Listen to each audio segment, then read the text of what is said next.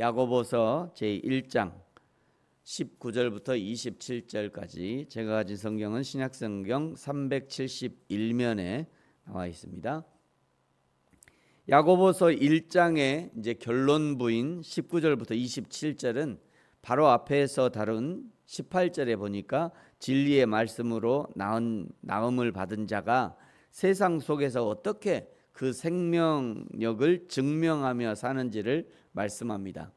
먼저 19절에서 21절에는요, 말씀을 받는 태도는 온유함과 절제라고 말씀하죠. 19절을 보십시오. 내 사랑하는 형제들아, 너희가 알지니 사람마다 듣기는 속히 하고 말하기는 더디하며 성내기도 더디하라. 사람이 성내는 것이 하나님의 의를 이루지 못함이라. 그러므로 모든 더러운 것과 넘치는 악을 내버리고 너희 영혼을 능히 구원할 바 마음에 심어진 말씀을 온유함으로 받으라. 20절에 사람이 성내는 것이 하나님의 의를 이루지 못한다고 말씀하시는 이유가 무엇이냐? 칼빈은요, 인간의 분노는 대개 교만과 조급함에서 비롯된다라고 지적합니다. 우리는 종종 하나님을 위해서 화를 낸다라고 변명하지만, 너를 위해서 내가 화를 낸다라고 변명하지만 실상은 자신의 뜻이 관철되지 않는 것에 대한 혈기일 때가 있습니다. 인간의 타락한 감정은요, 하나님의 거룩한 심판과 섞일 수 없는 불순물이라는 것을 기억해야 합니다. 어제도 말씀드린 어제 수요예배 때도 공부를 잠깐 했는데, 모든 윗사람, 목사나 부모나 형제 등 모든 윗사람들이 나의 화는 거룩한 화라고 착각해서는 안 됩니다. 대부분 아랫사람이 화를 내겠어요? 아랫사람은 그냥 지나가죠. 윗사람들이 잘못해도. 대부분은 윗사람들이 화를 내죠. 그러면서 나의 이 화는 거룩한 화라고 착각을 해요. 모든 인간의 감정은 타락해 있습니다. 그러므로 타락한 감정이 폭발해서 나오는 심판의 말, 저주의 말은 하나님의 거룩한 심판과 섞일 수 없습니다. 22절부터 25절까지는요, 말씀을 듣기만 하지 말고 행하라 라고 권면하죠. 여러분, 22절입니다. 너희는 말씀을 행하는 자가 되고 듣기만 하여 자신을 속이는 자가 되지 말라. 22절에 듣기만 하는 것이 어떻게 자신을 속이는 일과 연결이 되느냐? 가장 큰 이유는 아는 것을 믿는 것이나 사는 것으로 동일시하기 때문입니다. 지적인 동의를 믿음으로 착각하는 거예요. 지적인 동의를 믿음으로 착각해요. 내가 뭔가를 알고 있으면 그 아는 것이 곧 나의 믿음이다, 이렇게 착각하는 겁니다. 그건 착각이에요. 설교를 듣고도 오늘 말씀 참 은혜롭다라고 느끼는 그 감정적 충만을 자신의 영적 수준이라고 믿게 되는 겁니다. 하지만 실제 삶에서 변화가 없다면 그 은혜는 자기 만족을 위한 심리적 위안에 불과합니다. 뿐만 아니라 수동적인 경청을 경건의 완성으로 오해하는 경우들이 있어요. 말씀을 듣는 행위 자체가 목적이 될 때 성도는 자신을 속이게 되는 거죠. 그것을 외식이라고 하는 거예요. 23절과 25절은 거울의 비유를 통해서 이 속이는 과정을 더 구체화합니다. 23절을 보십시오. 누구든지 말씀을 듣고 행하지 아니하면 그는 거울로 자기의 생긴 얼굴을 보고 얼굴을 보는 사람과 같아서 제 자신을 보고 가서 그 모습이 어떠했는지를 곧 잊어버리거니와. 말씀은 우리의 추한 죄성을 비추는 거울입니다. 그래서 말씀을 들을 때 가끔 목사님 나한테 그러시나? 막 목사님 어떻게 알았나? 막 오늘 목사님이 나한테 나를 찌르는구만, 이런 생각을 가끔 하잖아요. 누가 목사님한테 일렀나? 막 이런 생각도 하고. 왜 그러냐면 그 말씀이 나의 죄성을 비추기 때문입니다. 거울을 통해 얼굴에 오물이 묻은 것을 확인했음에도, 말씀을 들으면서 내 얼굴에 오물이 묻은 것을 확인했음에도 거울 앞을 떠나자마자 씻지 않고 바로 행해야 되는데, 말씀이 말씀하시는 거, 하나님이 감동하시는 걸 듣고 가서 바로 행해야 되는데 행하지 않고 씻지 않는 거예요. 그러면서 나는 깨끗하다라고 믿고 있는 거죠. 자신의 상태를 보았으나 고치지 않는 것은 자신의 눈을 가리고 현실을 부정하는 자기 기만입니다. 그러면 참된 성도라면 어떻게 해야 하는가? 25절에서 말씀합니다. 여러분 우리 25절은 같이 한번 읽겠습니다. 시작.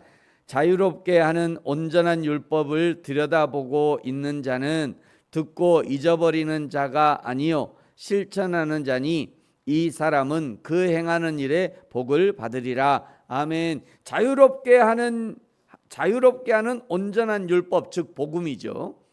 진짜 복음을 만난 사람은 모든 것에서 자유를 느낍니다. 그 자유의 복음을 들여다봐야 합니다. 몸을 굽혀서 자세히 관찰해야 한다는 의미예요. 요한복음 20장 5절에서 요한이 예수님의 빈 무덤을 들여다볼 때 머리를 숙여서 이렇게 허리를 숙여서 이렇게 자세히 관찰했잖아요. 요한이 특징이잖아요. 아주 자세히, 의사처럼 아주 자세히 관찰했대요.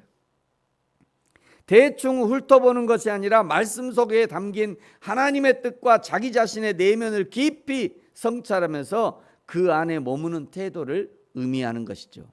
25절에 야고보는 말씀이 우리를 자유롭게 한다 말씀하셨습니다. 죄를 짓고 싶은 욕망으로부터 자유로워져야 선을 행할 수 있는 능력을 얻는 것이 진정한 자유인 것이죠. 마지막 26절에서 27절은요 참된 경건을 정의합니다. 26절 27절 우리 같이 한번 읽겠습니다. 시작. 누구든지 스스로 경건하다 생각하며 자기 혀를 재갈물리지 아니하고 자기 마음을 속이면 이 사람의 경건은 헛것이라. 하나님 아버지 앞에서 정결하고 도려움이 없는 경건은 곧 고아와 과부를 그 환난 중에 돌보고 또 자기를 지켜 새 속에 물들지 아니하는 그것이니라. 아멘. 참된 경건을 원한다면 첫째, 자기 혀에 재갈을 물려야 합니다.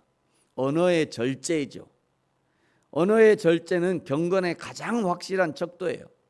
혀를 다스리지 못하는 경건은 헛것입니다. 둘째, 고아와 과부, 가난한 자죠. 가난한 자로 대표되는 사람이 고아와 과부입니다. 고아와 과부를 환난 중에 돌볼 수 있어야 합니다. 이것은 하나님의 사랑을 자신의 삶에 실천하는 것이죠. 참된 경건을 원한다면 세 번째, 성결해야 합니다. 세 속에 물들지 않는 것, 세상 속에 살되 세상의 가치관, 세속주의에 저항하는 것을 의미하는 거예요. 저항하는 사람들이 개신교인이잖아요. 그리스도인입니다. 저와 여러분은 저항하는 사람들이에요. 세속의 가치관에 대해서 날마다 저항해. 한 번 저항하고 끝나는 것이 아닙니다. 한 번 저항하고 예수 믿고 나서 그 다음부터 저항 안 한다? 아니요, 그게 아니에요. 우리는 끝없이 저항해야 돼요. 저항하지 않으면 떠내려가는 거예요. 제자리에 있기 위해서, 제자리에 머물기 위해서도 끊임없이 노를 저어야 그 세속의 흐름에 떠내려가지 않는 겁니다. 내가 노젓기를 그치는 순간 이미 떠내려가고 있어요. 이미. 그래서 그렇게 하지 않으려면, 그렇게 떠내려가지 않으려면 끊임없이 저항해야 합니다. 끊임없이 세속에 물들려고 하는 내 마음을 끊임없이 저항해서 노를 저어가야, 그래야 제자리에라도 있어요. 그를 포기하는 순간 어느 순간에 내려가 있는 거죠. 사랑하는 성도 여러분, 저와 여러분이 우리에게 주시는 하나님의 말씀을 듣기만 하는 것이 아니라 내 삶 가운데 실천함으로 참된 그리스도인의 삶을 살아내는, 하나님 앞에 경건하고 세속에 물들지 않는 참 그리스도인임을 증명해내는 저와 여러분이 되어지기를 예수님의 이름으로 축복합니다. 기도하겠습니다. 하나님 아버지, 감사합니다. 우리에게 예수 그리스도의 자유의 복음을 허락해 주셔서 감사합니다. 하나님이 허락하신 그 자유의 복음으로 죄 짓고 싶은 욕망으로부터 자유로워져서 선을 행할 수 있는 능력을 얻는 참된 자유의 복음이 되게 하여 주옵소서. 감사합니다. 예수님의 이름으로 기도합니다. 아멘. 하늘에 계신 우리 아버지, 아버지의 이름을 거룩하게 하시며 아버지의 나라가 오게 하시며 아버지의 뜻이 하늘에서와 같이 땅에서도 이루어지게 하소서. 오늘 우리에게 일용할 양식을 주시고 우리가 우리에게 잘못한 사람을 용서하여 준 것 같이 우리 죄를 용서하여 주시고 우리를 시험에 빠지지 않게 하시고 악에서 구하소서. 나라와 권능과 영광이 영원히 아버지의 것입니다. 아멘. 계속해서 기도하죠.